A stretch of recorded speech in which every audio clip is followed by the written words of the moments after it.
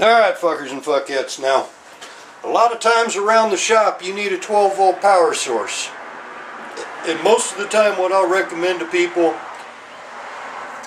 is you take a 12 volt wall wart for your PlayStation or something. Make sure it's 12 volts, no more than 15. But you would think that you could use a battery charger as a power source, and if it's a really old one you can.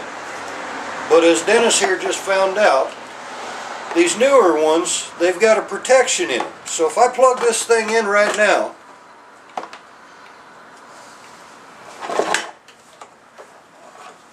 if he tries to spark those, he's not going to get any spark and he's not going to be able to light that light bulb.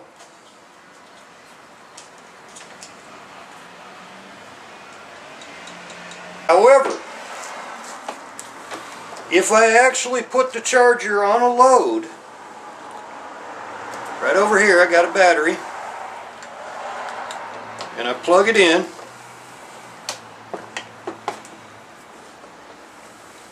and now as you can see that little charger came on, and I promise you can put a meter on it, it is producing voltage. Well, that's all that EPA safety shit that you can thank for that. They put those protectors in there so that people wouldn't fuck themselves out. So when you're selecting a battery charger to use as a power source, most of the time, unless you've got a decent industrial charger, they're going to protect themselves and they're not going to throw any power unless they've got an actual load. Usually an 80 ohm resistor works really great, but use about a 5 watt resistor because little one's going to get hot and pop right away. Anyway, I just figured I'd mention that because he just did it a minute ago trying to test up them light bulbs, and it's a real simple thing. We all do this shit, and